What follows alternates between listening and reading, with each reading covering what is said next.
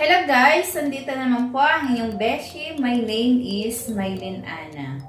Meron po akong gusto sa inyong i-share about po ito sa sewing tutorial. Ito po ay talagang mapapakinabangan po natin sa araw-araw. Ito po ipapakita ko po sa inyo kung paano po ito gawin or buuhin, tahiin. Bali, ang gumagawa po nito ay ang aking ate na si Maribel Polistico. Ito po ay kanyang pinagkakakitaan kahit nasa loob lamang po siya ng kanyang bahay. Dahil gusto ko rin po i-share sa inyo kung paano po gumawa ng ganito. Sling bag na pwede po natin pagkakitaan. Kung bago ka pa lang po sa aking channel, please subscribe Mylene Ana Vlog. At huwag mo na rin kalimutan na pakiclick ang notification bell upang palagi kang update sa susunod ko pang mga video. Okay, shout out nga po pala kay Annalyn Bencio at ganoon din po sa kanyang asawa na si Christopher Bencio. God bless po sa inyo at kumusta po kayo. Salamat nga pala sa binigay niyo po sa akin na napaka-cute na puppy. Okay guys, hayaan niyo po na maipakita po namin sa inyo kung paano po bumuo ng sling bag.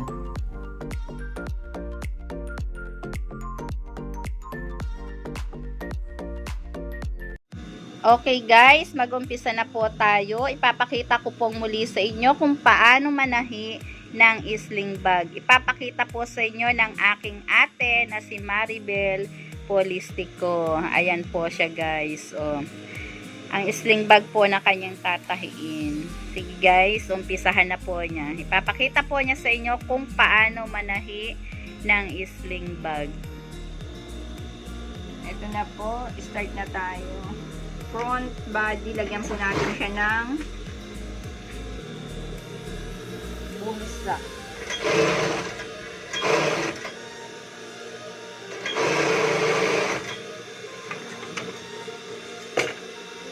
Ito naman po yung taas.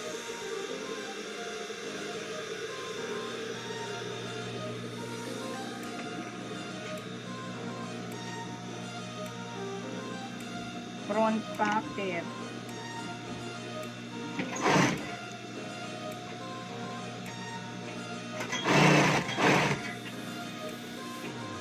Yan daw po yung front pocket. Ayan. Pagkatapos po yan, lagyan po natin siya ng ayan. Pagkatapos lagyan ng light slider, ilagay na po natin yung front lining.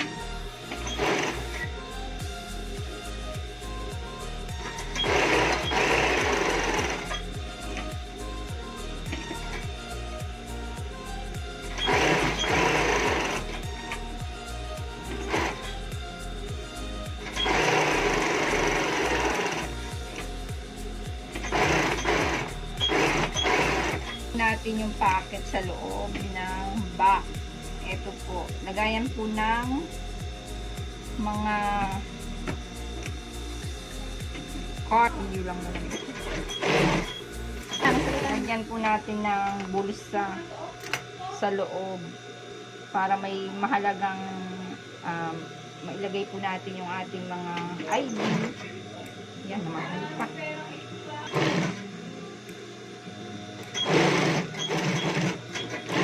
Masagahan na, ayan. Para mayroon po tayong lagayan ng mga ID sa loob. Saka po natin ilagay sa back body.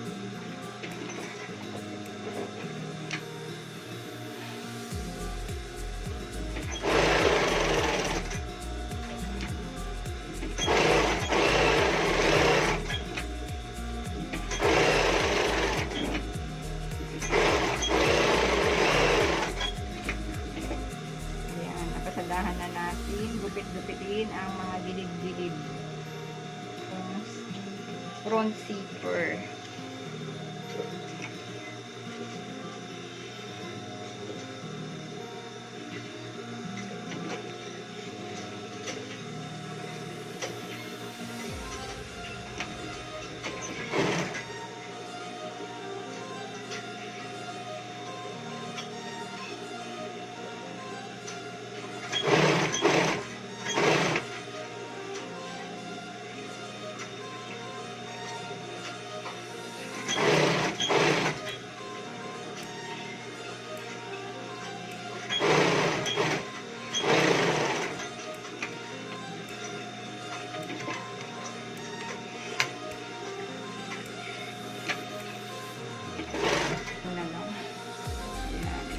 Kabit mo natin yung kabilang zipper para mabuo po natin itong front.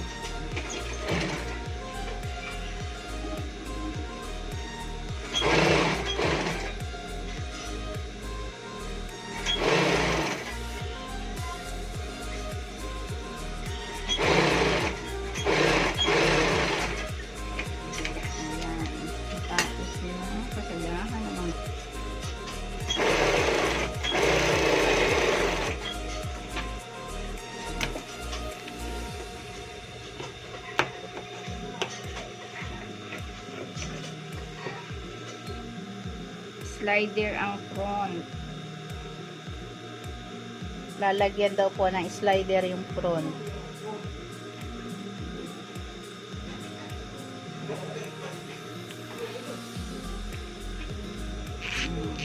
Pagkatapos mong ilagay, lagyan po natin ito. Lagayan po ng handle.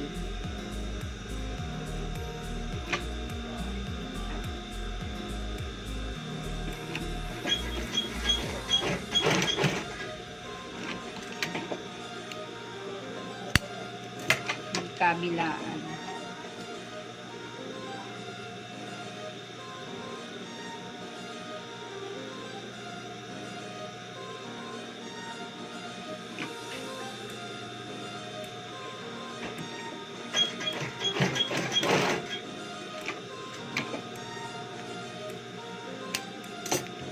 Pagkatapos po yan,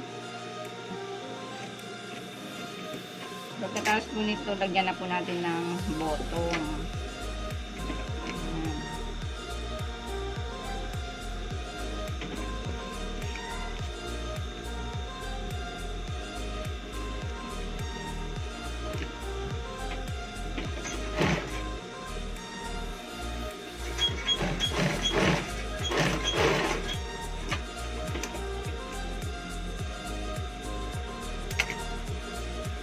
Magkabilaan, pasada natin.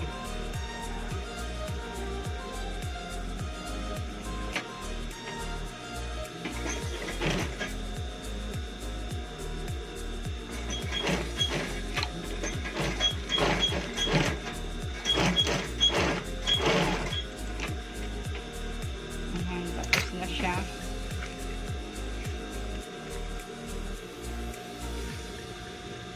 Pasadahan natin nga ito.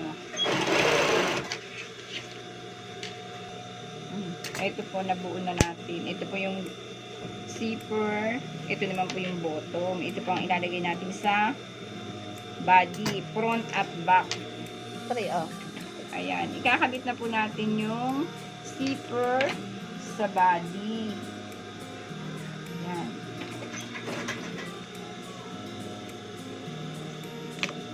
Isang pata lang.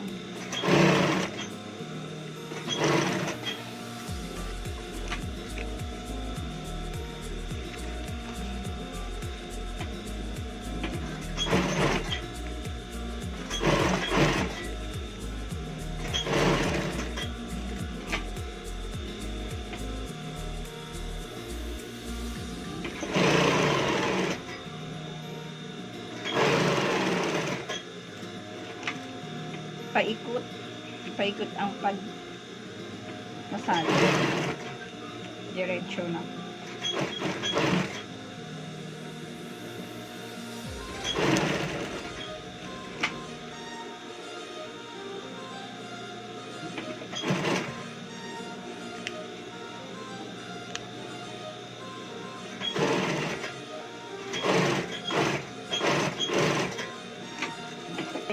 Pagkatapos, ito naman pong likod.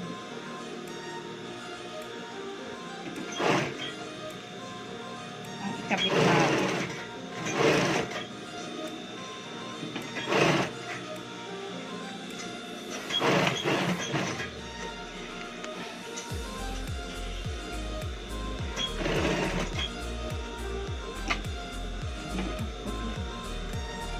Ayan po, naubusan po ng sinulid. Magre-rewind pa po. Ayan, okay na po. Diretso na po ulit ang pananahi ng sling bag.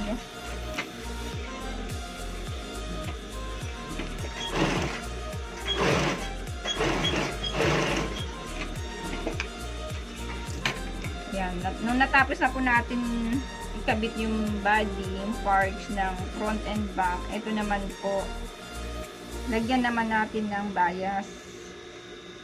Paikot.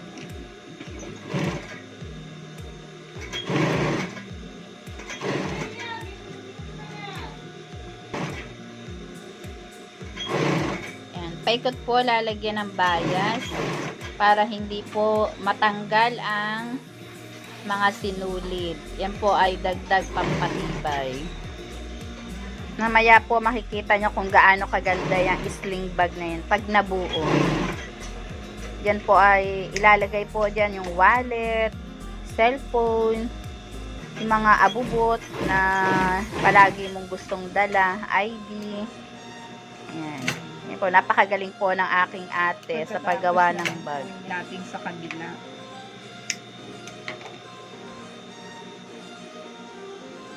Ano yung bias pa rin? Bias. Front and back lalagyan natin. Front and back daw po ay lalagyan ng bias para siguradong matibay. Ayan po, seryoso po siya sa pananamit. Ayan. Yan po ay matagal na po mananahi.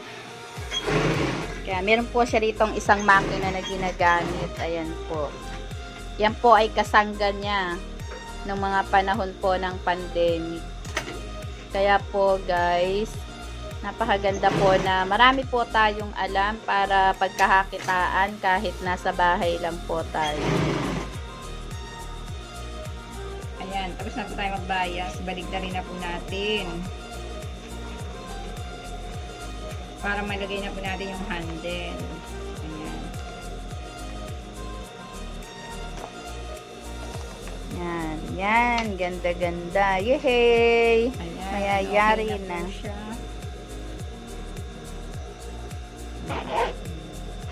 Yan, kinakabit na po niya yung Handle. handle ng ating sling bag. Ipapakita po niya mamayang kabuuhan ng sling bag. Yan.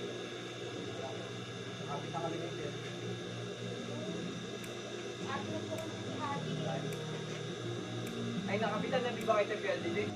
Ito na po, yari na. May pocket. Sa harap, meron din po. Ayan. Ito po na yung kabuuan niya. Mini sling bag po.